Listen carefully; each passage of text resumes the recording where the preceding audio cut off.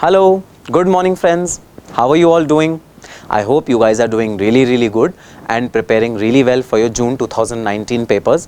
And guys, please ध्यान रहे कि June 19 के papers आने में अब ज़्यादा time नहीं है. It's already January and you are not left with a lot of time.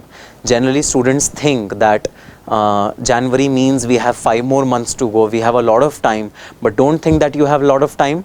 You need to achieve your plans adequately and you need to achieve your targets adequately. Therefore, you need to adhere to your plans and do whatever is required to complete those and fulfill those plans, so that June 19 attempt you can give both groups, preferably of course first attempt preferably of course give it properly.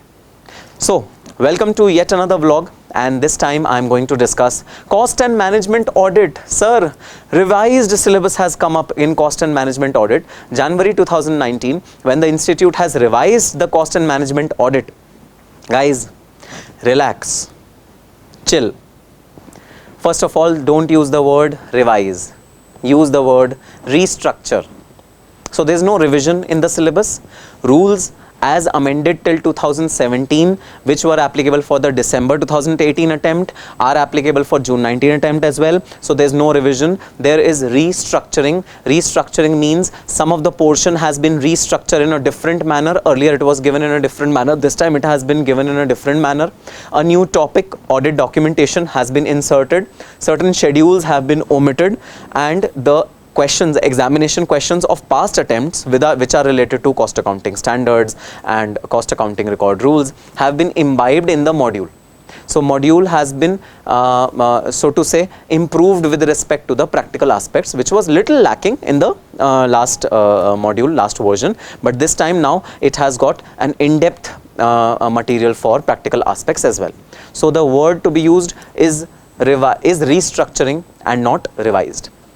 Okay sir, perfect. Sir, how would we get to know what are the restructured portions? Don't worry, shortly I'll be creating a video in which in depth I'll be analyzing what are the restructuring done by the institute in the module, where all differences have come up and how to study those differences to you guys. I'll be doing that exercise. I'll be preparing a video and I'll be putting it on my channel very soon. Hey sir, you'll be doing it in future? Then what is this video for? Guys, in this video I am going to discuss a very important aspect with you. Last week I had put up a video, a poll on my YouTube channel, in which I solicited views from all of you, my students, regarding how would you want to study cost and management audit. There are 3 options available: face-to-face batches, handwritten notes and the normal notes, and third option, pen drive. I've got overwhelming response for the face-to-face batches. Lot of queries which you guys have posted on my personal messages, and a lot of queries on the video also. So pretty much I was able to gauge that yes, there's a dire need for a face-to-face interaction with the students, and there is another need which is for the pen drive lectures to be made available for, especially for the students who stay out of Delhi. So yes, I am here with all the solutions with respect to cost and management audit for all of you guys, and the solution are as under. Number 1, face-to-face batches. Of course, I take face-to-face batches in Delhi. So if you are in Delhi, nothing like it. You can just come up to me, meet me, message me, tell me where do you stay. I'll tell you where the classes are. You all obviously most of you must be aware where are the classes held. So face-to-face batches can be taken from me. Of course, a face-to-face interaction is always better. Why? Because I get that personal touch with you guys. You guys get to interact with me. Instead of a monologue, it's a dialogue. Dialogue is always better than a monologue.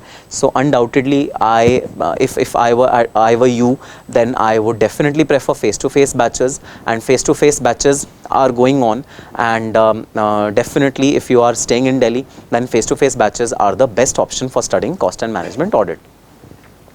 If you are outside Delhi, then the second option which is available to you, the option number 2, which is available for especially for guys who are staying outside Delhi, or for any reason, for the timing clashes or any other reason, if you guys are not able to take face-to-face batches, then you have another option of getting the handwritten notes. So what I've done is I have taken register of one of my students of the past batch, and I've got them scanned, handwritten notes scanned. So you need 2 things.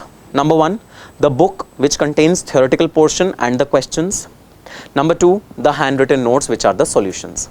If you study both of them together, then undoubtedly you will be able to gauge the concepts. And needless to say, guys, for any queries, for any problems, for any concept clarifications, you can anytime message me on my Facebook Messenger or my YouTube channel. You can interact with me, and I'll be happy to help you out with that respect. Now the third option, which is available, specially available for students who are staying outside Delhi and who for some reason are not able to take face-to-face classes or are not satisfied with handwritten notes. So sometimes what at least I used to feel was that at least if there is someone who can guide me on certain topics, then probably I'll be able to perform better. So if you feel that, and if you feel that yes, you'll be able to gauge a better understanding of the subject through pen drive classes. So guys, pen drive classes for June 2019 attempt is also launched. The description, the details of all the pen drive classes are given in the description box, and you can undoubtedly approach for pen drive classes, and pen drive classes would again be a help to you. Pen drive will come with a book which is specially designed for pen drive classes, and that book along with the pen drive classes is what you need to complete the entire syllabus. Now sir, tell us one thing, why do you emphasize on this subject cost and management so much? What's so special about cost and management audit, and how can we utilize this subject as a career option?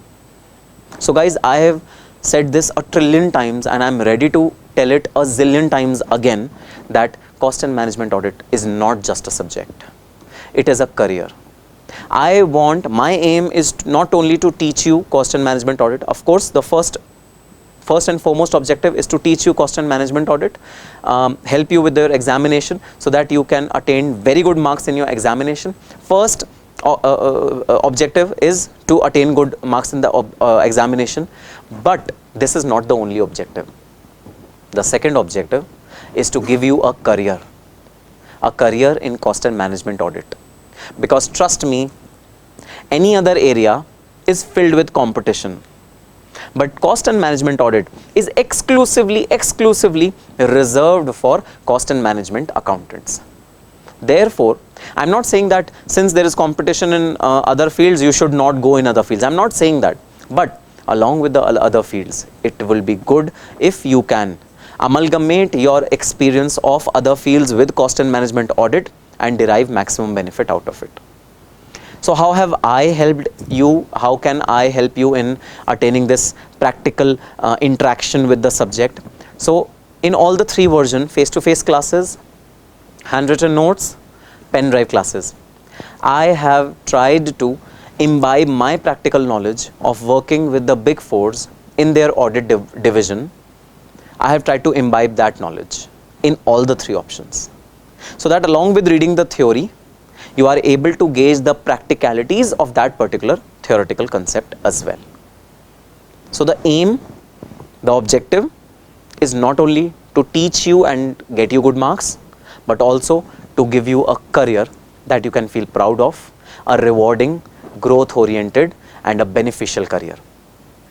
So all the very best for your examination June 2019. Please feel free to approach me, and of course I'll be soon putting up the video for the restructuring which has been done by the Institute in Cost and Management Audit. Don't worry a lot about this restructuring. There are some minor edits. You can continue reading with your books which are available with you. No need to panic. Of course, students who will purchase the books now or purchase the pen drive now onwards, from this video onwards, be it the handwritten notes, be it the pen drive, be it the face-to-face classes, I have updated all 3 with respect to the restructuring which has been done in January 2019.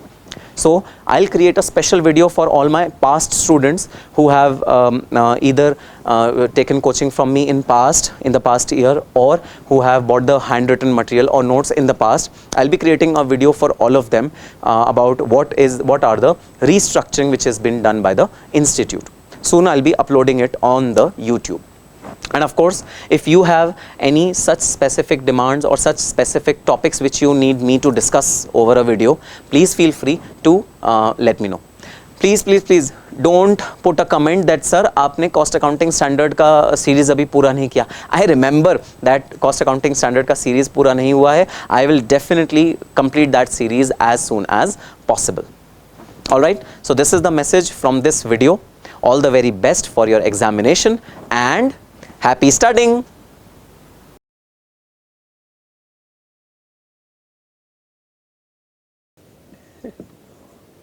CAS 4. अच्छा, CAS 4 का sir नाम क्या है? CAS 4 का नाम है captive consumption. Captive consumption.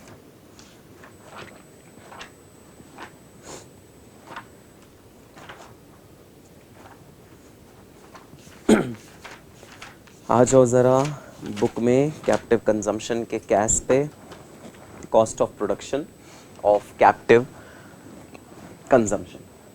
अच्छा भाई, एक काम करो, बुक के अंदर ही जहाँ पर बुक में ऊपर छोटा सा मार्जिन, कैस 4 के ऊपर छोटा सा मार्जिन छूटा हुआ है ना, उस मार्जिन के अंदर ज़रा ये बनाओ जो मैं यहाँ पर बना रहा हूँ.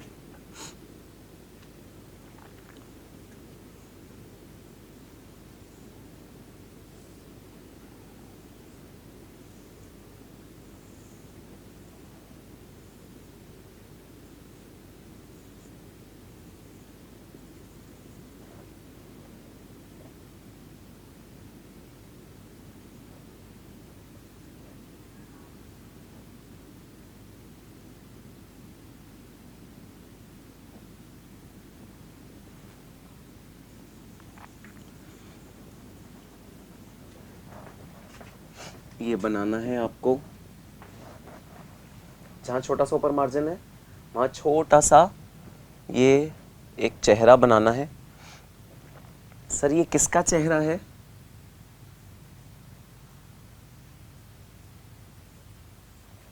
ये एक राक्षस का चेहरा है. सर राक्षस का चेहरा? फिर सर आप मजाक कर रहे हो हमारे साथ. ऐसा क्यों कर रहे हो सर आप? भाई मैं इस कैस का तुमको नाम बता रहा हूं. इस कैस का नाम है राक्षस कैस. है सर, किसी कैस का नाम राक्षस कैस भी हो सकता है. आपने तो बताया था कैस का नाम है कैप्टिव कंजम्पशन. राक्षस कैस कहां से, कैसे ये राक्षस कैस बन गया? दोस्तों यस, इस कैस का नाम है राक्षस कैस. अब समझो इस कैस का नाम राक्षस कैस क्यों है. हाँ, ऑब्वियसली ऑफिशियली राक्षस कैस नाम नहीं है. तो अगर तुम मिनिस्ट्री की नोटिफिकेशन देखोगे तो वहाँ नहीं लिखा राक्षस कैस. ये मैंने तुम्हें समझाने के लिए, ताकि तुम्हें याद रहे इस कैस के कुछ टिपिकल कंटेंट्स, ये समझाने के लिए तुम्हें मैं इसका एक दूसरा नाम दे रहा हूँ. दूसरा नाम है राक्षस कैस. अब मुझे एक बात बताओ, कैस 1, कैस 2, कैस 3, 3 कैस पढ़े तुमने. सपोज कोई कंपनी कैस 1, कैस 2, कैस 3 को फॉलो नहीं करती. कोई कंपनी कहती है मैं कैपेसिटी डिटर्मिनेशन करते हुए ना नॉर्मल कैपेसिटी में नॉर्मल लॉसेस को नहीं लेती, मैं नहीं लूंगी. कोई कंपनी आपको मना कर रही है, नहीं मैं गलत करूंगी, कॉस्ट अकाउंटिंग स्टैंडर्ड मैं नहीं फॉलो करती. तो आप क्या करोगे? आप ऑडिटर्स रिपोर्ट में एक ऑडिट ऑब्जर्वेशन लिख दोगे. सपोज उस कंपनी के शेयर होल्डर्स घर घर के ही लोग हैं, प्राइवेट लोग हैं. तो जो कॉस्ट अकाउंटिंग स्टैंडर्ड में क्लैरिफिकेशन, जो क्वालिफिकेशन है, वो कौन देखेगा?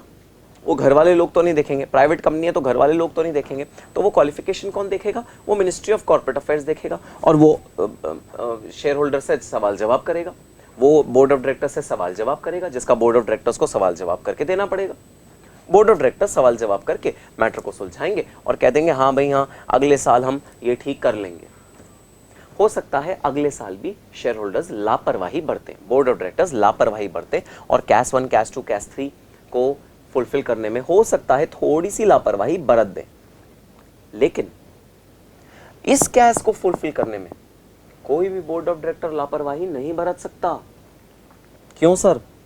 क्योंकि अगर इस कैश को फुलफिल नहीं किया तो सिर्फ ब्लैक एंड व्हाइट पे कागज पे क्वालिफिकेशन नहीं आएगी, आपका कैश फ्लो इंपैक्ट होगा। यस, कैश फ्लो क्या होता है? बिजनेस के लिए cash flow is like blood.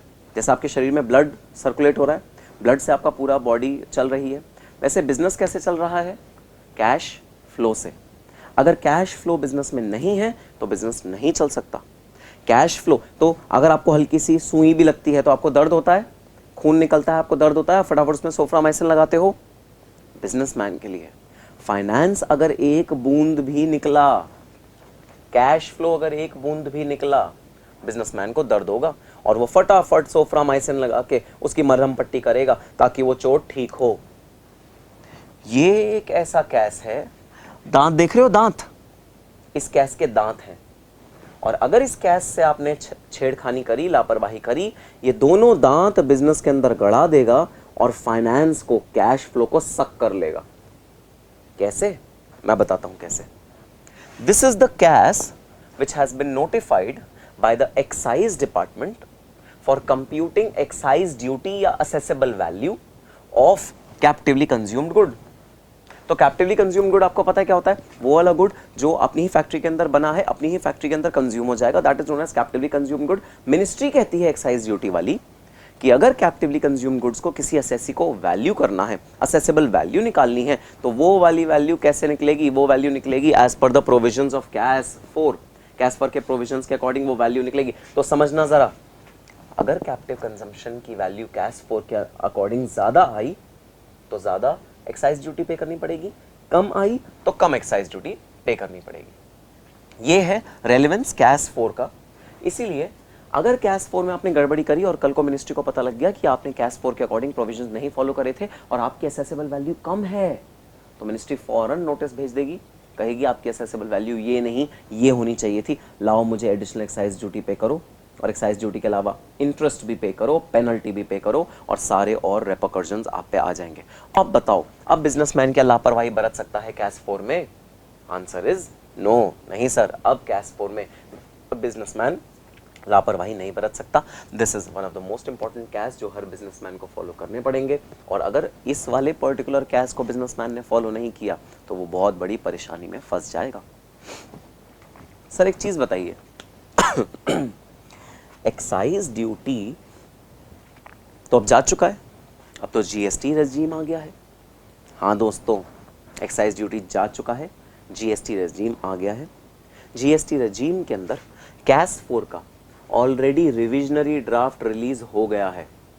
Ministry और institute of cost accountants of India दोनों काम कर रहे हैं उस ड्राफ्ट पे, और कभी भी वो ड्राफ्ट रिलीज हो जाएगा। उस ड्राफ्ट में भी इस तरह के प्रोविजंस कैप्टिव कंजम्पशन के लिए हैं। तो जब जीएसटी आएगा तब उसके चेंजेस तो देखेंगे, वो तो इंपॉर्टेंट है ही है। बहरहाल जो अभी CAS 4 as of now stand करता है, उसके अंदर एक्साइज ड्यूटी के कंप्यूटेशन के लिए captive consumption is to be valued as per the CAS 4, provisions of CAS 4। और ये नोटिफिकेशन है, जरा अपने रजिस्टर पे लिखना स्टार्ट करो, रजिस्टर पे लिखो।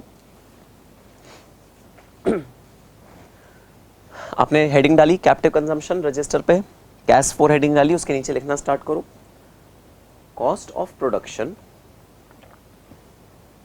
Of captively consumed goods. Cost of production of captively consumed excisable goods bracket open for the purpose of central excise valuation rules bracket close shall be computed strictly in accordance with CAS 4 as prescribed by the Institute of Cost Accountants of India। Institute of Cost Accountants of India। अब next line में लिखना right side पे, left side पे नहीं, right side पे लिखना, dash लगा के, dash by notification of Department of Revenue,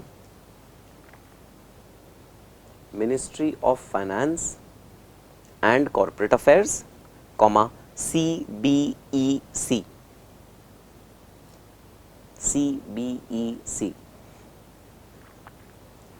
तो भाई ये वो नोटिफिकेशन है जिसके तहत मिनिस्ट्री ने बोला कि अगर कैप्टिवली कंज्यूम्ड गुड्स पे किसी को भी एक्साइज ड्यूटी पे करनी है तो वो एक्साइज ड्यूटी का असेसेबल वैल्यू कैसे कंप्यूट होगा, कैश 4 के अकॉर्डिंग कंप्यूट होगा।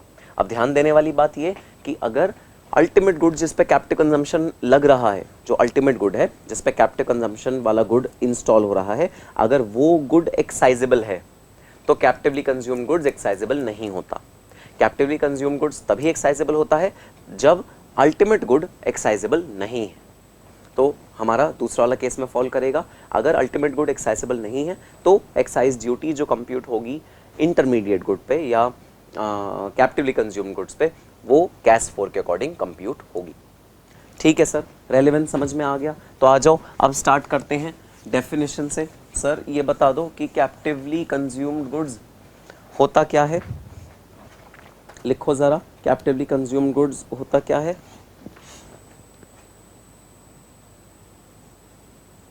सो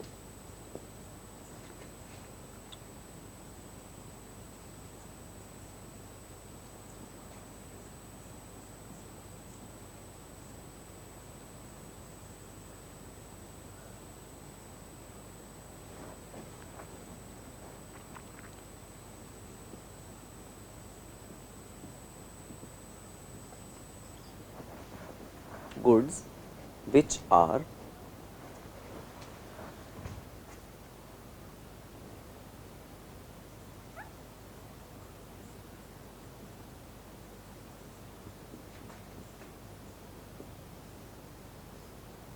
manufactured by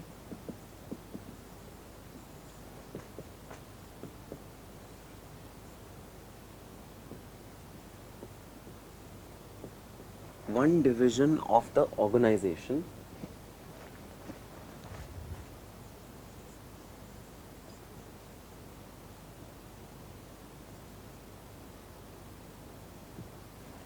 and are consumed by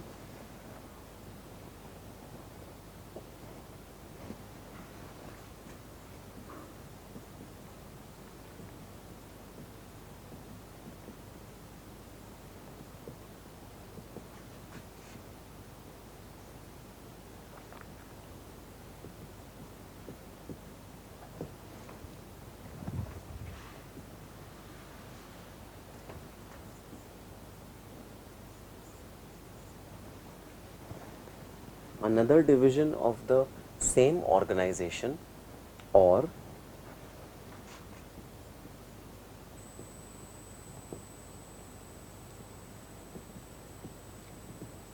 related undertaking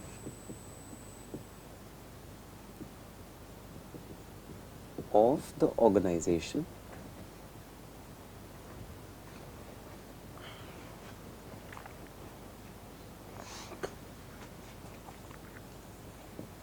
for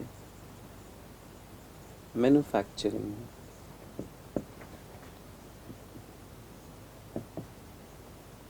other products। तो डेफिनेशन देखना जरा। डेफिनेशन के 3 एलिमेंट्स हैं। एलिमेंट नंबर 1, गुड्स जो मैन्युफैक्चर किए जा रहे हैं एक ऑर्गेनाइजेशन के अंदर। एलिमेंट नंबर 2, गुड्स जो कंज्यूम करे जा रहे हैं उसी ऑर्गेनाइजेशन के किसी और डिवीजन में या किसी रिलेटेड अंडरटेकिंग में। और एलिमेंट नंबर 3, कंजम्पशन का जो पर्पस है वो है मैन्युफैक्चरिंग अदर प्रोडक्ट्स। कंजम्पशन का जो पर्पस है वो है मैन्युफैक्चरिंग अदर प्रोडक्ट्स। अगर ये 3 कंडीशंस फुलफिल होती हैं तो आपका गुड बन गया कैप्टिवली कंज्यूम्ड गुड।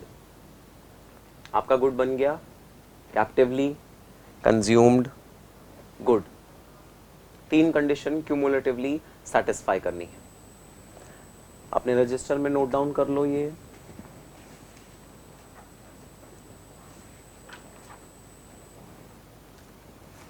सर ये बता दीजिए, ये रिलेटेड अंडरटेकिंग की डेफिनेशन क्या है? स्टूडेंट्स, ये डेफिनेशन वो ही है जो कंपनीज एक्ट प्रिस्क्राइब करता है, जो कंपनीज एक्ट प्रिस्क्राइब करता है। इंटरकनेक्टेड यूनिट्स,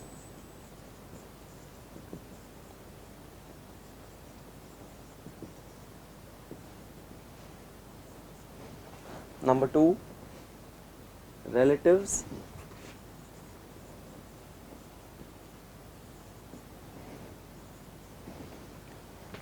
नंबर 3 डिस्ट्रीब्यूटर्स और सब डिस्ट्रीब्यूटर्स,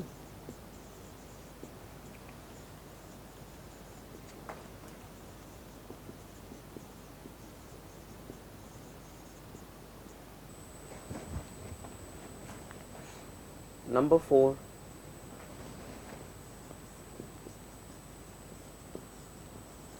entities having direct और indirect interest। तो ये 4 एसेंशियल एलिमेंट्स हैं रिलेटेड अंडरटेकिंग के। रिलेटेड अंडरटेकिंग डेफिनेशन में ये 4 चीज़ें फॉल करेंगी। ठीक है सर, बात समझ में आ गई। तो चलो आओ आगे चलते हैं। अब चलते हैं मेन कैश के प्रोविजंस में। अब भाई देखना, कॉस्ट ऑफ प्रोडक्शन निकाल के लानी है। कॉस्ट ऑफ प्रोडक्शन का मतलब ये होता है कि सर हमें कुछ कुछ एलिमेंट्स ऐड करने होंगे ताकि टोटल पता लग सके कैप्टिव कंजम्पशन का टोटल कॉस्ट ऑफ प्रोडक्शन कितना है। अब डिटरमाइन करते हुए कि कौन कौन सी चीज़ें ऐड करनी है, ध्यान देने वाली बात यह है कि जो कैश चीज़ें बोल रहा है ऐड करने के लिए हम वही ऐड कर सकते हैं, उसके अलावा हम कोई और ऐड नहीं कर सकते हैं। तो जो कैश ने स्पेसिफाई कर दिया है कि इन चीज़ों को ऐड करो, आप सिर्फ वही चीज़ें ऐड करेंगे। एक्साइज ड्यूटी वाले सिर्फ वही चीज़ मानेंगे और कोई चीज़ नहीं मानेंगे। अगर आपने कोई एडिशनल चीज़ ऐड करी, वैसे तो एक असेसी क्यों ऐड करेगा एडिशनल चीज़ ऐड करने पे तो एक्साइज ड्यूटी बढ़ेगी ना। तो असेसी तो कोशिश करेगा कि हम कम से कम चीज़ें ऐड करें, जो कैश में लिखी हैं वो भी चीज़ें ऐड ना करें। तो हमें ध्यान ये रखना है कि कैश में जो एलिमेंट्स लिखे हैं वो एलिमेंट्स हमको एग्जैक्टली ऐड करने हैं कैप्टिव कंजम्पशन का कॉस्ट ऑफ प्रोडक्शन निकालने के लिए। मैं वो सारे एलिमेंट्स अब बोर्ड पे लिख रहा हूँ, आपको ये टेबल अपने रजिस्टर में कॉपी करनी है। अच्छा, वर्टिकली कॉपी मत करिएगा, हॉरिजॉन्टली कॉपी करिएगा, ठीक है? वर्टिकली मत करिएगा, हॉरिजॉन्टली ये टेबल बनाइएगा। रजिस्टर को एंगुलर रखिएगा, उसके बाद ये टेबल बनाइएगा कि टेबल थोड़ी सी लंबी है। इसमें 8 कॉलम्स बनेंगे इस टेबल में।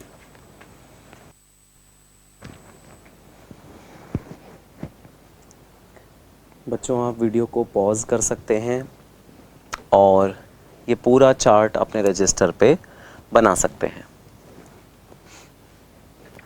तो चलो हम डिस्कशन शुरू करते हैं इस चार्ट पे अपनी, ठीक है? तो पहले मैं आपको सारे के सारे एलिमेंट्स एक बार पढ़ के बताता हूँ सारे एलिमेंट्स क्या हैं। तो मटेरियल कॉस्ट में 5 एलिमेंट्स हैं। Indigenous, imported material, bought out material, self manufactured material और process material. Wages and salaries में salaries and wages, contribution to provident fund and ESI का full form employ state insurance. Bonus and ex gratia, gratia की spelling GRATIA। Retirement benefits, medical benefits, subsidised food, leave encashment. और एक box बना है, box के अंदर question mark है, question mark से पहले लिखा है VRS कंपेंसेशन, नोट नंबर 1। फिर है डायरेक्ट एक्सपेंसेस के भी 5 एलिमेंट हैं। Cost of utilities like power, water etcetera, royalty based on production, technical know how, amortized cost of molds, patterns, etc., job work charges या hire charges for tools and equipments। और direct expenses के under एक question mark है, question mark में लिखा है one time royalty का क्या करें, वो क्वेश्चन मार्क है, नोट नंबर 2। अभी मैं सारा एक एक कंसेप्ट को समझाऊंगा, पहले आप नोट डाउन कर लो अपने रजिस्टर में। वर्क्स ओवरहेड्स के 6 elements: consumable stores, depreciation of plant and machinery, lease rentals of production assets, repairs and maintenance, insurance cost, service department cost. Quality control expenses, salaries and wages of quality control staff, other related cost of quality control department. Research and development expenses, cost incurred for development and improvement of existing product. Existing word को underline करना, R&D incurred for new product पे question mark डालना, box के अंदर डालना और लिखना note number 3. फिर है administrative overheads incurred in relation to production activities. Production activities से रिलेटेड जो ओवरहेड्स हैं उन्हें कहते हैं एडमिनिस्ट्रेटिव ओवरहेड्स की कैटेगरी में वो फॉल करेंगे, और सिर्फ वो वाले एडमिन ओवरहेड्स जो प्रोडक्शन एक्टिविटी से रिलेटेड हैं वो ही एडमिनिस्ट्रेटिव ओवरहेड की कैटेगरी में जाएंगे। तो सर हम क्या करेंगे इन तरह के ओवरहेड्स का? कौन से तरह के overheads? Marketing overheads, project management overheads और कॉर्पोरेट ऑफिस ओवरहेड्स। इन 3 ओवरहेड्स का फिर हम क्या करेंगे वो हम देखेंगे नोट नंबर 4 में। फिर है पैकेजिंग कॉस्ट। पैकेजिंग कॉस्ट में प्राइमरी कॉस्ट और सेकेंडरी कॉस्ट दोनों इंक्लूड होगी। इफ कंडीशन क्या है? कंडीशन है if it is required for transfer of CC goods. CC मतलब captively consumed goods. if it is required for transfer of captively consumed goods. captively consumed goods के transfer पे अगर packaging cost कुछ भी लगती है और मैंडेटरी है उस पैकेजिंग कॉस्ट को इनकर होना, तो वो ऐड हम करेंगे। अब जो आपने जहाँ चार्ट बनाया है, जहाँ चार्ट खत्म हो रहा है या फिर अगले पेज पे हेडिंग डालो नोट्स। ये चार्ट हो गया यहाँ पर खत्म। अगले पेज पे हेडिंग डालो नोट्स। अब आप वापस वर्टिकली रजिस्टर में लिख सकते हो, हॉरिजॉन्टली लिखने की जरूरत नहीं है। Note number 1, note number 1, VRS compensation bracket open voluntary retirement scheme. VRS compensation bracket open voluntary retirement scheme.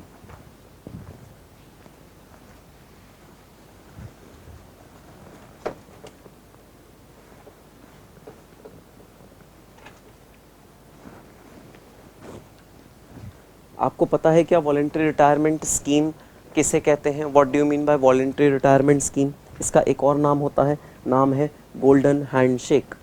तो हम अपने एम्प्लॉयज़ को जब उनकी लीगल एज रिटायरमेंट की होती है या हमारी कंपनी के अकॉर्डिंग जो उनकी एज है रिटायरमेंट की, उससे पहले ही हम अपने एम्प्लॉयज़ को बोलते हैं कि सर आप वॉलेंट्री रिटायरमेंट लेने की आपके पास ऑप्शन है।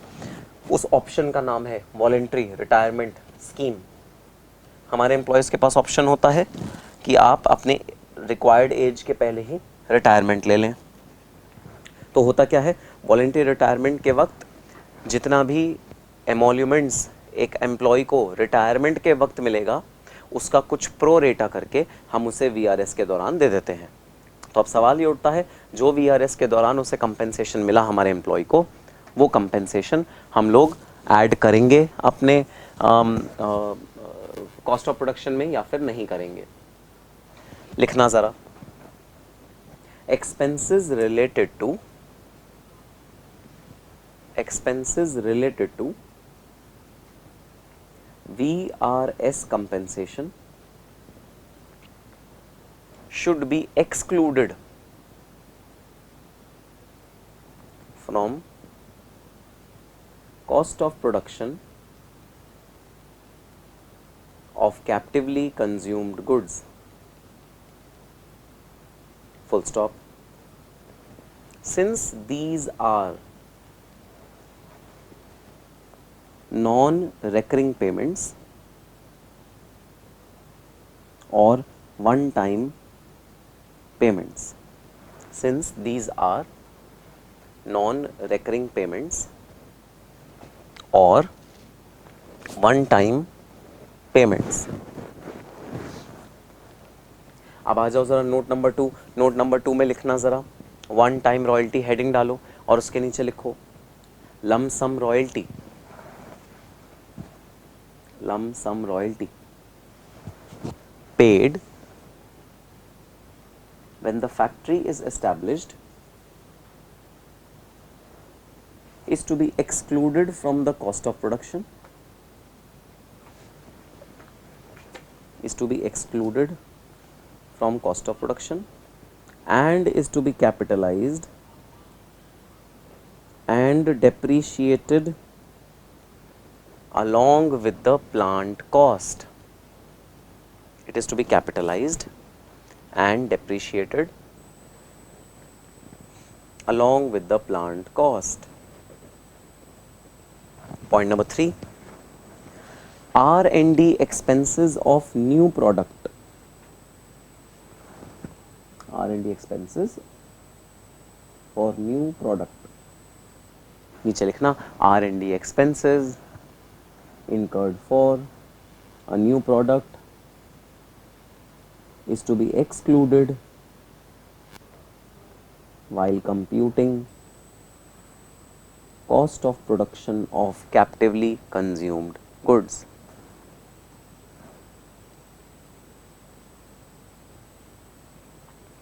Point number 4, heading डालना marketing project और corporate office overheads. Marketing project और corporate office overhead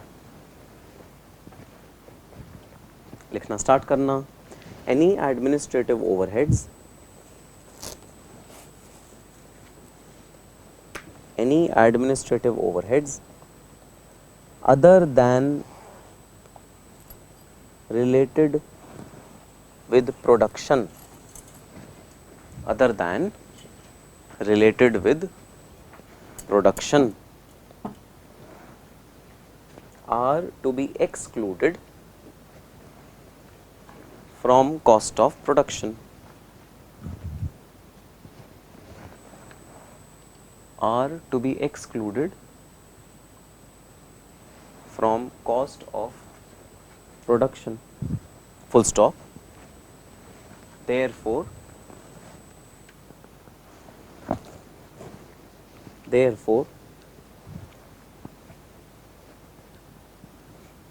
expenses in the nature of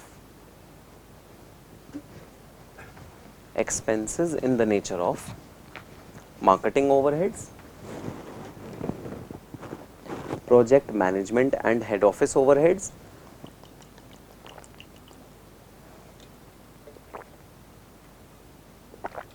are to be excluded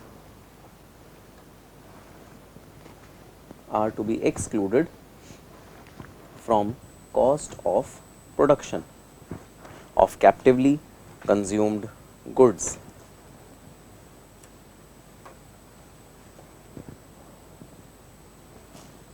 तो खासियत देखना दोस्तों इस कैश की, कितना माइन्यूट डिटेल्स के साथ ये वाला कैश बनाया गया है, इतना प्रेसिशन दिया गया है एक एक चीज पे, इतना प्रिसाइज बनाया गया है ये वाला कैश, ताकि कहीं भी सब्जेक्टिविटी की गुंजाइश ना रहे.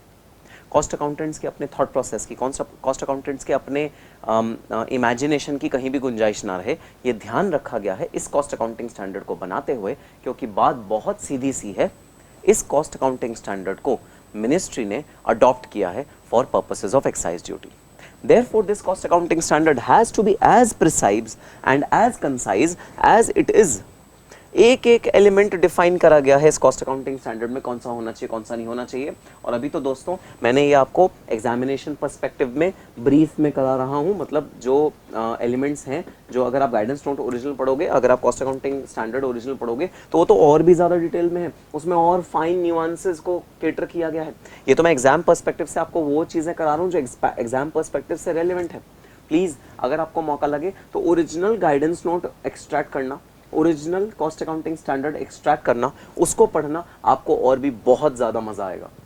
और जब आप एग्जाम क्लियर कर लो तो जब आप एग्जाम दे दो उसके बाद 2 महीने आपके पास खाली होंगे, please bear cost accounting standards निकालना और उन्हें रीड करके देखना कितना मज़ा आएगा आपको कैश 4 को रीड करने में. और हाँ, ड्राफ्ट में है कैश 4, जो जीएसटी वाला कैश 4 है. अगर आपको पढ़ना है तो वो वाला कैश पढ़ना जो ड्राफ्ट में जीएसटी वाला अभी इंस्टीट्यूट ने अपनी वेबसाइट पे रिलीज़ किया हुआ है. ठीक है, तो चलो आओ स्टार्ट करते हैं। कैश 4 के डिफरेंट एलिमेंट्स को स्टार्ट करते हैं। सबसे पहले है मटेरियल। भाई मटेरियल में कैश 4 कहता है कि आपको इंडिजीनियस मतलब जो आपने डोमेस्टिकली प्रोक्योर किया है वो वाला मटेरियल आपको इनकॉर्पोरेट करना है। इंपोर्टेड मटेरियल, अगर कोई बाहर से मटेरियल आपने खरीदा है आपको वो इंक्लूड करना है। बॉट आउट आइटम्स होती हैं दोस्तों, जैसे एक बहुत बड़ी प्लांट एंड इक्विपमेंट है, जैसे फैन के अंदर अगर आप बेल्ट या कोई भी बियरिंग बाहर से अडॉप्ट करते हो या बाहर से खरीदते हो तो वो एक कंपोनेंट है जो आपने बॉट आउट किया है, तो वो बॉट आउट कंपोनेंट भी इंक्लूडेड है मटेरियल की डेफिनेशन में। सेल्फ मैन्युफैक्चर्ड, अगर कोई ऐसी चीज़ है जो आप खुद मैन्युफैक्चर कर रहे हो तो वो वाली चीज़ आपको इंक्लूड करनी पड़ेगी मटेरियल कॉस्ट में। देन प्रोसेस मटेरियल, तो प्रोसेस को स्मूदन करने के लिए, प्रोसेस को सीमलेस करने के लिए अगर आप कोई मटेरियल यूज़ करते हो, फॉर एग्जांपल मैं आपको एक बड़ा देसी सा एग्जांपल देता हूँ। चीनी बनाते हुए, शुगर बनाते हुए चूना यूज़ होता है। जो आपने गुड़ देखा है, गुड़ किस कलर का होता है? गोल्डन ब्राउन कलर का होता है, और चीनी वाइट कलर की होती है। तो गोल्डन ब्राउन से वाइट करने के लिए चूना यूज़ होता है चीनी को बनाते हुए। तो वो जो चूना है that is a process material, जो प्रोसेसिंग में मदद करता है। वो एक्चुअली एक एसेंशियल इंग्रेडिएंट आउटपुट का नहीं होता, बट प्रोसेसिंग करते हुए उस मटेरियल की ज़रूरत है।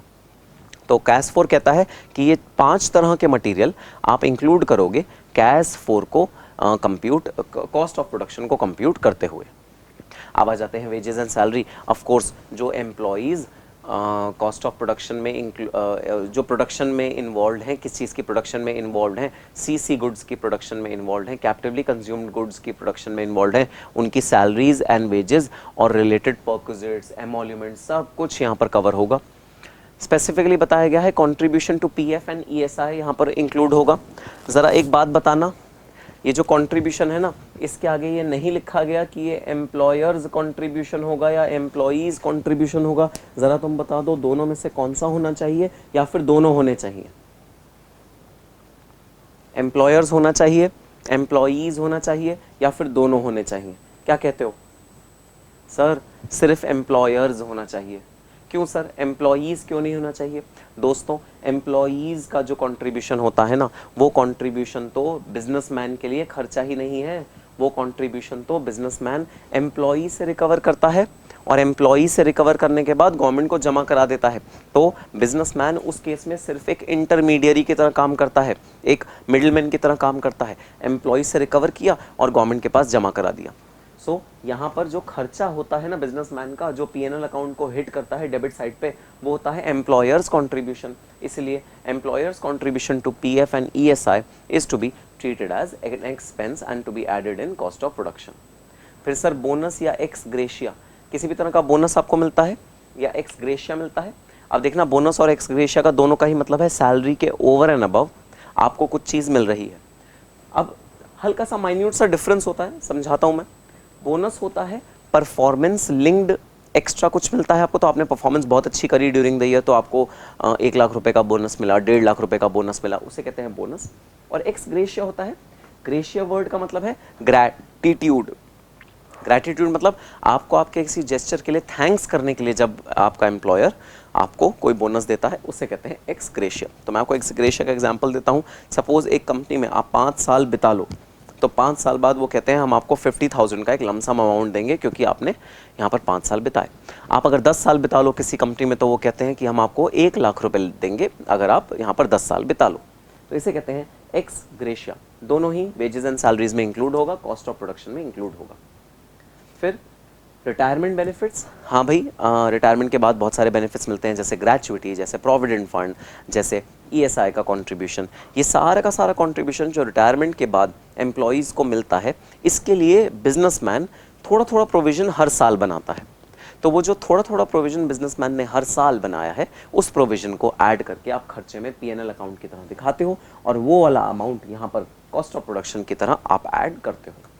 देन मेडिकल बेनिफिट्स, भाई कई कंपनीज मेडिकल बेनिफिट्स देती हैं अपनी एम्प्लॉयज़ को, और उनको कहती हैं कि हम उनके मेडिकल सर्विसेज के लिए पेमेंट करेंगे। उनके लिए डॉक्टर्स भी हायर करती हैं फ्री ऑफ कॉस्ट।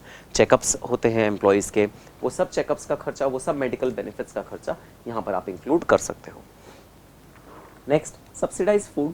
तो कंपनीज क्या करती हैं, अपने कैफेटेरिया में फूड रखती हैं एम्प्लॉयज़ के लिए, और एम्प्लॉय को सपोज़ एक थाली रखी है, थाली के अंदर बहुत सारे इंग्रेडिएंट्स हैं। एम्प्लॉय को बोला जाता है एम्प्लॉय तुम 30 रुपीज़ दो, वेंडर को 50 रुपीज़ देने पड़ते हैं, तो 20 रुपीज़ कंपनी अपनी जेब से देती है। एम्प्लॉय 30 रुपीज़ देता है, कंपनी अपनी जेब से 20 रुपीज़ देती है और 50 रुपीज़ वेंडर को जाते हैं। तो वो जो 20 रुपीज़ कंपनी ने on the behalf of employee दिया, उसको क्या बोलेंगे? उसको बोलेंगे सब्सिडाइज्ड फूड। तो सब्सिडाइज्ड फूड का भी खर्चा हम वेजेस एंड सैलरीज में लेके जाते हैं। लीव एनकैशमेंट क्या होती है?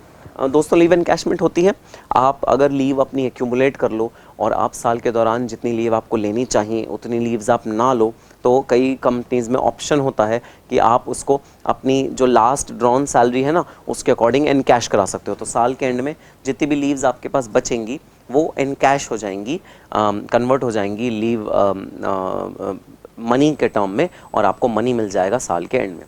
That is known as leave encashment. तो लीव एनकैशमेंट स्पेसिफिकली इंक्लूड किया गया है।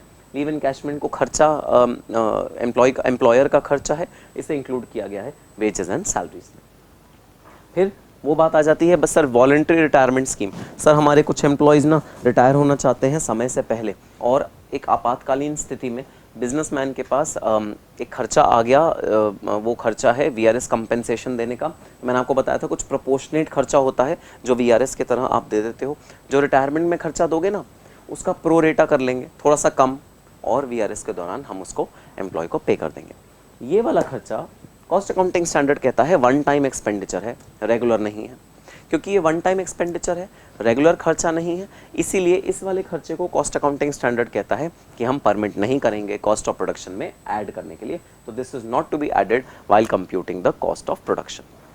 ठीक है सर, बात समझ में आ गई। अब आ जाओ डायरेक्ट एक्सपेंसेस। कुछ और एक्सपेंसेस हैं जो खर्चे की तरह हम इंक्लूड कर सकते हैं कॉस्ट ऑफ प्रोडक्शन में। Number 1, cost of utilities. दोस्तों, यूटिलिटी और मटेरियल में डिफरेंस समझो। यूटिलिटी का मतलब होता है एक ऐसी चीज़ जिसके बिना आपका प्रोडक्शन प्रोसेस हो नहीं सकता, लेकिन ये चीज़ आपके अल्टीमेट आउटपुट का पार्ट नहीं बनेगी। प्रोडक्शन भी नहीं हो सकता इसके बगैर, लेकिन ये चीज़ आपके अल्टीमेट आउटपुट का पार्ट नहीं बनेगी। For example, power. आप इलेक्ट्रिसिटी यूज़ करते हो, आप पावर यूज़ करते हो, वो पावर का जो यूज़ है वो आपके बिजनेस के लिए एसेंशियल है, प्रोडक्शन के लिए एसेंशियल है। लेकिन एक बात बताना, क्या वो पावर लास्ट जो आपका अल्टीमेट फाइनल प्रोडक्ट बनता है उसका पार्ट बनती है? क्या अगर आपने लैपटॉप बनाया है तो उसमें से गर्मी निकलेगी? अगर वो गर्मी गर्म होकर पिघल के बना है तो गर्मी निकलेगी क्या उसमें से? Answer is no. तो ये वो चीज़ें होती हैं यूटिलिटीज़ जिनका अल्टीमेट बेनिफिट तो होता है, लेकिन अल्टीमेट प्रोडक्ट जो फिनिश गुड होता है उसमें इसका कोई एलिमेंट या कोई कंपोनेंट इंक्लूडेड नहीं होता। ठीक है, तो cost of utilities like power include होता है। अच्छा, इस पे एक एंटायर कैश है जो हम पढ़ेंगे कॉस्ट ऑफ यूटिलिटीज़ पे। Then royalty based on production. अब देखना, दो तरह की रॉयल्टीज़ की बात हुई है यहाँ पर, रॉयल्टी बेस्ड ऑन प्रोडक्शन और वन टाइम रॉयल्टी। अच्छा सर, सबसे पहले तो ये बताओ रॉयल्टी का मतलब क्या होता है? दोस्तों समझो, रॉयल्टी का मतलब क्या होता है। रॉयल्टी का मतलब आपकी कोई पेमेंट जो आपने किसी राइट को देने के लिए करी है, गुड के लिए नहीं, कुछ बेचा नहीं, आपने कुछ सेल नहीं किया, आपने राइट दिया है किसी तरह का, उस राइट की पेमेंट को कहते हैं रॉयल्टी। तो for example, right to use. अरे आपने बागबान देखी है? बागबान, बागबान में अमिताभ बच्चन एक बुक लिखता है और उस बुक के राइट्स को किसी पब्लिशर को बेच देता है। तो बताना ज़रा, उसने जो अपनी बुक है, जो मैन्युस्क्रिप्ट है बुक की, वो बेची है या सिर्फ राइट टू यूज़ बेचा है? राइट टू यूज़ बेचा है। वो ओनरशिप अमिताभ बच्चन के पास है अभी उस बुक की, ओनरशिप ऑथर के पास होती है बुक की, लेकिन जो राइट टू रिप्रोड्यूस होता है, प्रिंटिंग करने का राइट होता है, वो हम पब्लिशर को दे देते हैं। ऑथर पब्लिशर को दे देता है। इसी तरह एक पेरेंट कंपनी है, सपोज बाहर की कंपनी है, सॉफ्टवेयर कंपनी, कोई भी एग्जांपल ले लो, माइक्रोसॉफ्ट। माइक्रोसॉफ्ट यूएस में इनकॉर्पोरेटेड है। माइक्रोसॉफ्ट यूएस के पास एक राइट है माइक्रोसॉफ्ट के सॉफ्टवेयर का। माइक्रोसॉफ्ट ने इंडिया में एक पार्टी ढूंढी और उसको ये राइट दे दिया कि भाई ये सॉफ्टवेयर लो और तुम्हारे पास राइट है इसको कॉपी करने का, ना कि इससे छेड़छाड़ करने का। ओनरशिप अभी भी माइक्रोसॉफ्ट इंक के पास है। जो इंडियन पार्टी है उसके पास क्या राइट है? माइक्रोसॉफ्ट इंक एक सीडी भेजेगा, सीडी इंडिया में आएगी, सीडी को कॉपी करेंगे, डुप्लीकेट करेंगे, उस पर कवर चिपकाएंगे, जो माइक्रोसॉफ्ट ने बताया हुआ वो कवर चिपकाएंगे और इंडिया में बेचेंगे। इस राइट को क्या बोलेंगे? राइट टू यूज़ या राइट टू कॉपी। और इस तरह के राइट की जो पेमेंट होती है उसे बोलते हैं रॉयल्टी। अब दोस्तों रॉयल्टी की पेमेंट ना दो तरह से हो सकती है। एक होती है बेस्ड ऑन प्रोडक्शन। प्रोडक्शन मतलब आपसे जो फॉरेन पार्टी होती है, फॉरेन या इंडियन कोई भी पार्टी, आपसे पार्टी बोलेगी कि भाई आप जितना भी रेवेन्यू अर्न करोगे ना इंडिया में, उसका 20% हमको दे देना एज रॉयल्टी। इसे कहते हैं रॉयल्टी बेस्ड ऑन प्रोडक्शन। जितना प्रोड्यूस करते जाओगे, जितना सेल करते जाओगे, उतना उतना हमको रॉयल्टी पे करते जाओ। और दूसरा अग्रीमेंट किस तरह का हो सकता है? One time royalty. तो आपको माइक्रोसॉफ्ट वाला ये कह सकता है भाई 5 करोड़ रुपए मुझे साल के शुरू में दे दो, और 2 साल तुम चाहे जितने माइक्रोसॉफ्ट के कॉपीज करो और पूरे इंडिया में बेचो, मुझे कोई टेंशन नहीं है। 5 करोड़ रुपए लमसम रॉयल्टी एक बार पे हो गई, उससे आप करोड़ों रुपए का प्रॉफिट कर लो, आपकी मर्जी है, मुझे बस आप 5 करोड़ रुपए साल के शुरू में दे दो। तो ये दो तरह की रॉयल्टी है जिसका ट्रीटमेंट बिल्कुल अलग अलग है। अब ध्यान से सुनना, रॉयल्टी बेस्ड ऑन प्रोडक्शन को हम कॉस्ट ऑफ प्रोडक्शन का पार्ट बनाते हैं, क्योंकि देखो ये जो बेस्ड ऑन प्रोडक्शन रॉयल्टी होती है वो ना रॉ मटेरियल के नेचर की है। रॉ मटेरियल के नेचर की, जैसे आपने 20 रुपये का रॉ मटेरियल लगाया, 30 रुपये का लेबर लगाया, 10 रुपये का ओवरहेड लगाया, 60 रुपये का आपने टोटल प्रोडक्ट बनाया। अब 60 रुपये में आपको पता है 20 रुपये फॉरेन पार्टी को जाएंगे, आपने 20 रुपये और ऐड कर दिया, आपका टोटल कॉस्ट ऑफ प्रोडक्शन कितना हो गया? 80 रुपये। तो जो कॉस्ट ऑफ प्रोडक्शन में इंक्लूड होता है ना, वो होता है रॉयल्टी बेस्ड ऑन प्रोडक्शन। तो अगर प्रोडक्शन के बेसिस पर रॉयल्टी आपने कंप्यूट करी है, तो वो रॉयल्टी एक्चुअली आपके रॉ मटेरियल की तरह है। जैसे रॉ मटेरियल लगता है प्रोडक्ट को बनाने में, वैसे रॉयल्टी लग रही है प्रोडक्ट को बनाने में। तो बेस्ड ऑन प्रोडक्शन वाली रॉयल्टी तो इंक्लूड होगी, लेकिन अगर आप कोई वन टाइम रॉयल्टी पे कर रहे हो ना, वन टाइम रॉयल्टी, एक बार आपने रॉयल्टी पे कर दी और अगले 2 साल या 3 साल का आपको कॉन्ट्रैक्ट मिल गया, अगर आप वन टाइम रॉयल्टी पे कर रहे हो तो फिर कैश कहता है आपको इंक्लूड करने की परमिशन नहीं मिलेगी रॉयल्टी का अमाउंट। क्यों? क्योंकि रीज़न बड़ा सिंपल सा है, one time royalty is like your fixed assets. अरे भाई फिक्स्ड एसेट खरीदते हो प्रोडक्शन करने के लिए, मशीनरी खरीदते हो, प्लांट खरीदते हो, one time royalty is like your plant. एक बार पे कर दिया, उससे चाहे जितने मर्जी प्रोडक्ट बनाओ। तो नेचर चेंज हो जाता है, जैसे मेथड चेंज होगा वैसे नेचर चेंज हो जाएगा, नेचर चेंज होगा तो ट्रीटमेंट चेंज हो जाएगी। समझ में आया? तो नेचर आपको ध्यान रखना है, वन टाइम रॉयल्टी का नेचर है कैपिटल के नेचर का, प्रोडक्शन बेस्ड रॉयल्टी का नेचर है रेवेन्यू के नेचर का। तो प्रोडक्शन बेस्ड रॉयल्टी इंक्लूड होगी कॉस्ट ऑफ प्रोडक्शन में, but one time royalty include नहीं होगी कॉस्ट ऑफ प्रोडक्शन। ठीक, ये डिफरेंस। अब टेक्निकल नो हाउ की भी जो फीस होगी वो इंक्लूड होगी डायरेक्ट एक्सपेंसेस में। सर ये बता दो कि टेक्निकल नो हाउ क्या होता है? भाई टेक्निकल नो हाउ ये होता है कि हम लोग जो, जैसे माइक्रोसॉफ्ट में जब अपना लाइसेंस बेचा इंडिया में, तो उसने लाइसेंस के साथ साथ वो अपने जो लोग होंगे उनको ये सिखाएगा भी कि भाई इस वाले मेरे प्रोडक्ट में क्या क्या एसेंशियल फीचर्स हैं, इसको चलाते कैसे हैं। तुम जब कस्टमर के पास जाओगे तो उन्हें बताओगे कैसे कि ये चलेगा कैसे। अगर कस्टमर कहे सीडी तो मिल गई, ज़रा इंस्टॉल भी कर दो मेरे सिस्टम पे, तो माइक्रोसॉफ्ट इंक इंडिया के बंदे को बताएगा कि भाई देखो इसको इंस्टॉल करने का तरीका ये है, तो सिखाएगा कुछ चीज़ें। इसी तरह बिजनेसेस में, और बिजनेसेस में क्या होता है, जैसे ऑटोमोटिव इंडस्ट्री में क्या होता है, तो सपोज होंडा ने किसी को अपना राइट दिया किसी गाड़ी को बनाने का, तो होंडा ये भी बताएगा कि उस गाड़ी को बनाते हुए डिज़ाइंस कैसे होंगे, गियर बॉक्स का साइज़ क्या होगा, गियर बॉक्स में जो मेटल इंक्लूड हो रहा है, जो प्लास्टिक इंक्लूड हो रहा है, गियर बॉक्स जो चल रहा है वो कैसे इंक्लूड होगा। इसे कहते हैं टेक्निकल नो हाउ। तो टेक्निकल नो हाउ मतलब नॉलेज, और रॉयल्टी मतलब राइट। टेक्निकल नो हाउ मतलब नॉलेज, रॉयल्टी मतलब राइट। तो सर इस हिसाब से तो फिर टेक्निकल नो हाउ को भी दो पार्ट में डिवाइड करना चाहिए, प्रोडक्शन बेस्ड और वन टाइम रॉयल्टी। और वन टाइम रॉयल्टी को लेके जाओ सर प्लांट की कॉस्ट में और कैपिटलाइज करो, और जो प्रोडक्शन बेस्ड है उसको आप रेवेन्यू में डालो। नहीं दोस्तों नहीं, ध्यान रहे टेक्निकल नो हाउ जैसे कि डिज़ाइंस, मोल्ड्स और पैटर्न्स जो सीक्रेटली आते हैं बाहर से, जो नॉलेज शेयर करते हैं, या एम्प्लॉयज़ जो नॉलेज शेयर कर रहे हैं, वो 1 साल से ज़्यादा काम ही नहीं आ सकता, क्योंकि जो डिज़ाइंस होते हैं ना वो हर 3-4 महीने में चेंज हो जाते हैं। Technical know how is not like your plant and machinery, is not like your fixed assets. तो टेक्निकल नो हाउ को मैं कभी भी कैपिटलाइज नहीं कर सकता, इसको हमेशा रेवेन्यू की तरह ही मुझे ट्रीट करना होगा, क्योंकि टेक्निकल नो हाउ का कभी भी नेचर कैपिटल नेचर में नहीं हो सकता।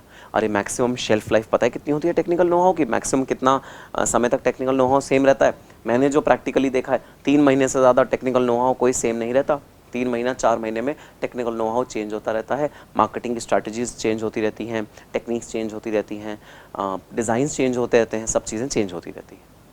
तो technical know how can never B, अगर आपने वन टाइम भी पे किया है तो भी it can never be a capital asset, hence it has to be always included in cost of production. Next sir, amortised cost of moulds, patterns etcetera. भाई कुछ मोल्ड्स हैं, पैटर्न्स हैं जो प्रोडक्शन में यूज़ आते हैं, उनकी एमोटाइज्ड कॉस्ट आप डायरेक्ट एक्सपेंसेस में इंक्लूड करोगे। एमोटाइजेशन कॉस्ट है moulds, patterns etcetera. Then sir, job work charges, hire charges for tool and equipment. तो कुछ जॉब वर्क चार्जेस आप दे रहे हो टूल और इक्विपमेंट के, या फिर हायर चार्जेस दे रहे हो टूल एंड इक्विपमेंट के, वो भी इंक्लूड होंगे डायरेक्ट एक्सपेंसेस के अंदर। तो ये था डायरेक्ट एक्सपेंसेस का टोटल। इसके बाद है भाई वर्क्स ओवरहेड्स। वर्क्स ओवरहेड्स मतलब और भी किसी तरह का ओवरहेड जो इनडायरेक्ट नेचर का है, वो भी आप इंक्लूड करने की परमिशन आपको कैश देगा। वो देखना किस किस नेचर के वर्क्स ओवरहेड इंक्लूडेड हैं। नंबर 1 है consumable stores. Sir consumable stores मतलब अरे भाई कोई नट्स, बोल्ट्स, किसी भी तरह का ग्रीस जो ऑयलिंग हम कंज्यूम करते हैं अपने प्रोडक्शन प्रोसेस में, उन सबको कहते हैं कंज्यूमेबल स्टोर्स।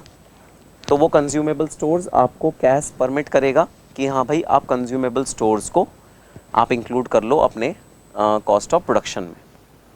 फिर है sir depreciation of plant and machinery. Plant and machinery की अगर कोई डेप्रीसिएशन आपने लगाई है वो वर्क्स ओवरहेड्स में इंक्लूड करो। बट हाँ शर्त ये है प्लांट एंड मशीनरी किस यूज़ में आनी चाहिए, कैप्टिव कंजम्पशन के प्रोडक्शन में यूज़ आनी चाहिए। Lease rentals of production assets. Production asset के कोई लीज रेंटल्स हैं। Production of what, production of captively consumed goods. Repair and maintenance का कोई खर्चा है, इंश्योरेंस की कॉस्ट है, सर्विस डिपार्टमेंट की कॉस्ट है। सर ये सर्विस डिपार्टमेंट क्या होता है? भाई सर्विस डिपार्टमेंट वो डिपार्टमेंट होता है जो कैप्टिवली कंज्यूम्ड गुड्स डिपार्टमेंट को सपोर्ट करेगा, किसी भी तरह की कोई सपोर्ट सर्विसेज देगा, उसे कहते हैं सर्विस डिपार्टमेंट कॉस्ट। ठीक है sir. Next quality control expenses. कोई भी क्वालिटी कंट्रोल के अगर खर्चे हैं तो वो कैश ने बोल दिया भाई आप इंक्लूड कर सकते हो। क्वालिटी कंट्रोल माने salaries and wages of quality control staff.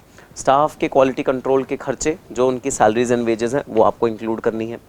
फिर कोई भी और खर्चा जो क्वालिटी कंट्रोल डिपार्टमेंट से रिलेटेड है, सारे खर्चे जो डायरेक्टली क्वालिटी कंट्रोल डिपार्टमेंट से रिलेटेड है, लेकिन ध्यान रहे कैप्टिवली कंज्यूम्ड गुड्स के क्वालिटी कंट्रोल डिपार्टमेंट से जो खर्चे रिलेटेड होंगे वो सारे के सारे खर्चे हम लोग इंक्लूड कर देंगे while computing the cost of production.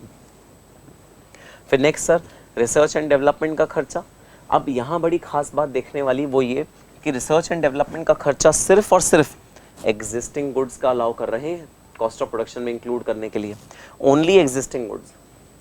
अगर आप कोई न्यू प्रोडक्ट बनाते हो ना, उसका R&D का खर्चा हम कॉस्ट ऑफ प्रोडक्शन में ऐड नहीं करेंगे। तो भाई न्यू प्रोडक्ट जब आप लॉन्च करते हो तो वो कितना चलेगा, कितना नहीं चलेगा, क्या वो मार्केट में फिजिबल रहेगा, नहीं फिजिबल रहेगा, ये सब चीज़ें सब्जेक्टिव होती हैं। तो क्योंकि ये सब चीज़ें सब्जेक्टिव होती हैं तो कैश ने कह दिया है R&D cost incurred for new product is not to be included while computing the cost of production. R&D cost को आप इंक्लूड नहीं करोगे। ठीक है सर। Next administrative overheads. किसी भी तरह का एडमिनिस्ट्रेशन का खर्चा है, वो जो प्रोडक्शन एक्टिविटीज से रिलेटेड है, वो सारा का सारा खर्चा आप कॉस्ट ऑफ प्रोडक्शन में इंक्लूड कर लोगे।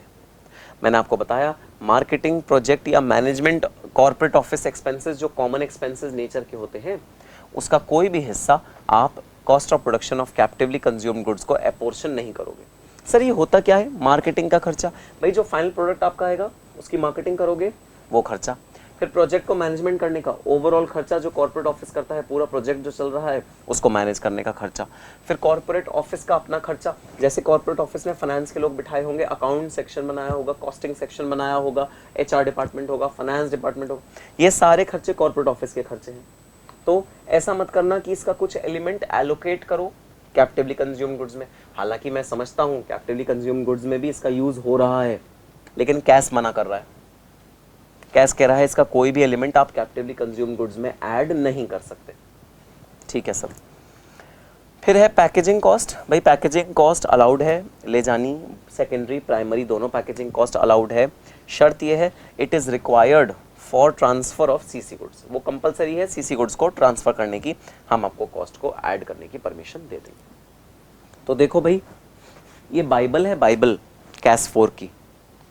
बाइबल मतलब इन 8 चीज़ों के अलावा और कोई चीज़ ऐड नहीं हो सकती कैश 4 में, और ये 8 चीज़ें आपको मैंडेटरली ऐड करनी पड़ेंगी कैश 4 में। आप इन 8 चीज़ों के बगैर कैश 4 की कंप्यूटेशन को नहीं कर सकते।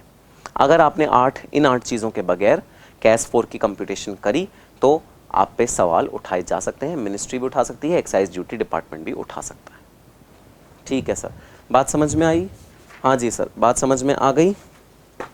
चलो अब मैं तुम्हें बताता हूँ कुछ बदमाशियाँ, और उन बदमाशियों को कैसे इंस्टीट्यूट ने कर्ब किया। अब देखो, ये बात तो जाहिर है कि ये वाला कैश काफ़ी ज़्यादा इम्पॉर्टेंट कैश है, क्योंकि इससे ना सीधा सीधा एक्साइज ड्यूटी पे इफेक्ट पड़ता है। तो हज़ारों करोड़ों रुपए की एक्साइज ड्यूटी ऊपर नीचे हो सकती है अगर इस कैश का एक एलिमेंट हटा दिया जाए और इस कैश का दूसरा एलिमेंट रख दिया जाए, तो हज़ारों करोड़ों रुपए की एक्साइज ड्यूटी ऊपर नीचे हो सकती है। आओ शुरू करते हैं, इसके जो प्रैक्टिकल क्वेश्चंस आते हैं। Illustration number 6, illustration number 6।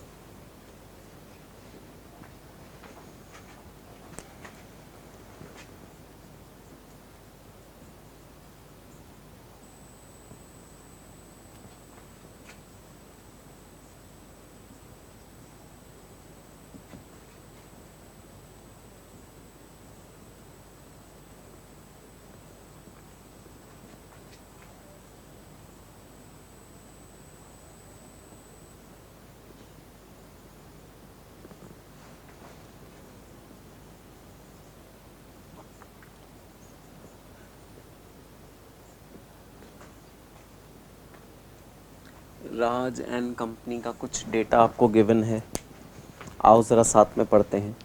Raj and company furnished the following expenditure, आपको एक्सपेंडिचर दिया राज एंड कंपनी में, incurred by them and want you to find the assessable value for the purpose of paying excise duty on the captive consumption. Determine the cost of production in terms of Rule 8 of the Central Excise Valuation Determination of Price of Excisable Goods Rules 2000 and as per CAS 4 Cost Accounting Standard. आपको नीचे information given है भाई, information है direct material cost per unit inclusive of excise duty at the rate of 10%। भाई इसमें excise duty included है at the rate of 10%। Direct wages, other direct expenses, indirect material, factory overhead, administrative overhead, selling and distribution expenses, quality control, sale of scrap realised, actual profit margin आपको निकाल के लाना है। Cost of production के साथ साथ आपको निकाल के लाना है plus accessible value, accessible value भी आपको निकाल के लानी है। ठीक है सर,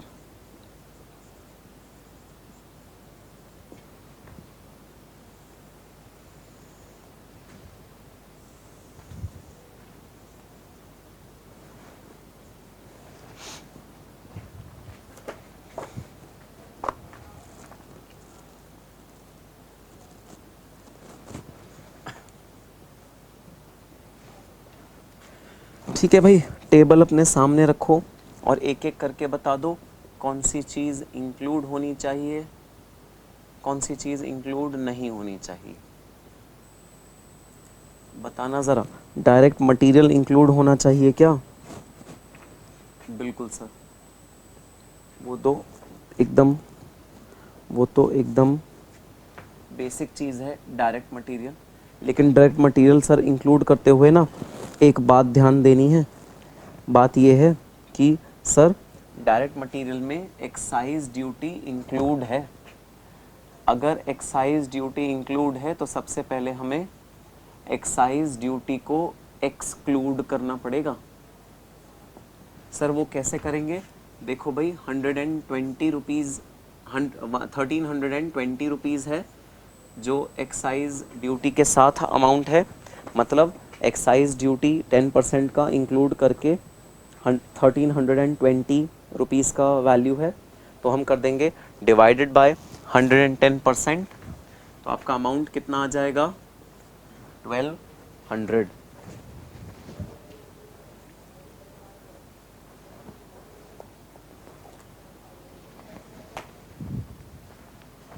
ठीक है भाई, अमाउंट आ जाएगा 1200।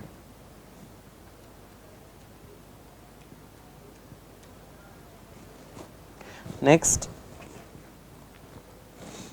डायरेक्ट वेजेस हैं सर, कुछ पक्का ऐड होंगी ही होंगी।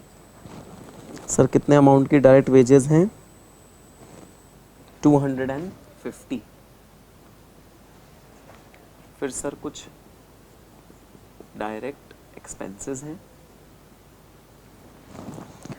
डायरेक्ट एक्सपेंसेस कितने अमाउंट के हैं सर 100।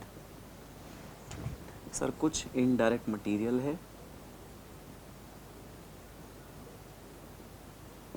सर लेकिन इनडायरेक्ट मटेरियल तो कहीं भी हमारे टेबल में आता ही नहीं। अरे बताना ज़रा, वर्क्स ओवरहेड क्या वो इनडायरेक्ट मटेरियल ही नहीं होता? Works overhead is nothing but indirect material. हाँ सर, इनडायरेक्ट मटेरियल या इनडायरेक्ट लेबर वर्क्स ओवरहेड में इंक्लूड होता है, बिल्कुल। इनडायरेक्ट मटेरियल है 75 का, फैक्ट्री ओवरहेड है 200 का। सर बट फैक्ट्री ओवरहेड भी कहाँ इंक्लूड होता है? अरे भाई अगेन, वर्क्स ओवरहेड में फैक्ट्री ओवरहेड भी एक एसेंशियल पार्ट बनता है। इन दोनों का ब्रॉड हेड है वर्क्स ओवरहेड। अच्छा sir, next administrative overheads, admin से रिलेटेड खर्चे। लेकिन टेबल देख लो भाई, पूरे आएंगे या सिर्फ रिलेटेड टू प्रोडक्शन आएंगे? सर सिर्फ रिलेटेड टू प्रोडक्शन एक्टिविटी आएंगे। और कितने परसेंट दिए हुए हैं related to production activity? Sir only 25%। हाँ भाई, 25% रिलेटेड टू प्रोडक्शन एक्टिविटी, तो कितने आएंगे 25।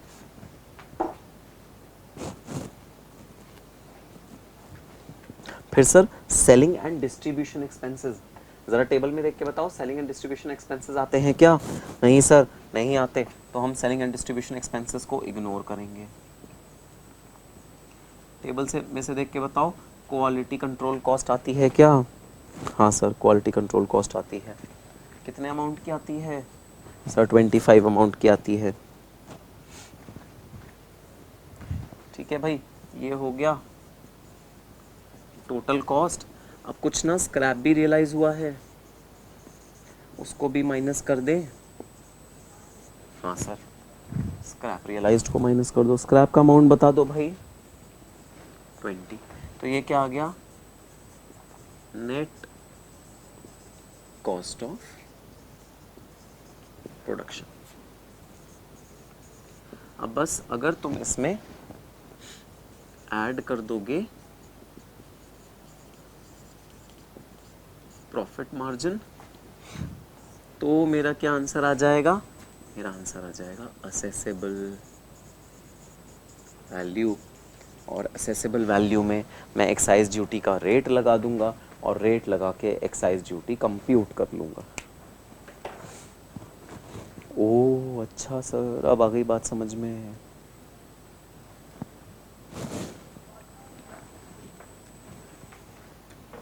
असेसेबल वैल्यू निकालनी है सर हमको।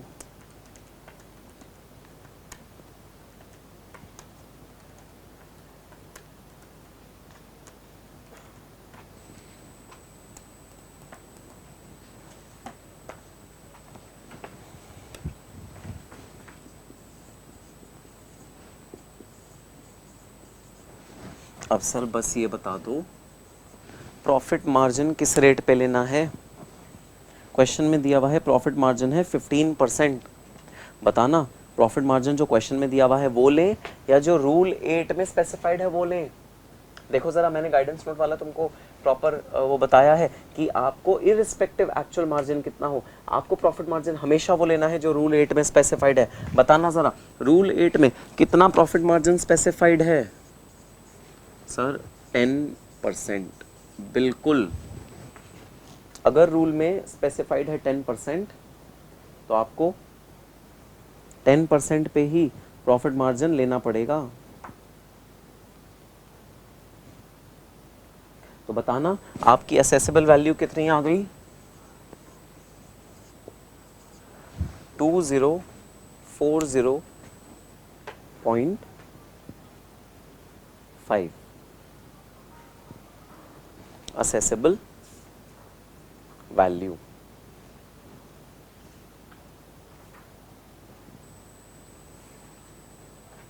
$2040.5 असेसेबल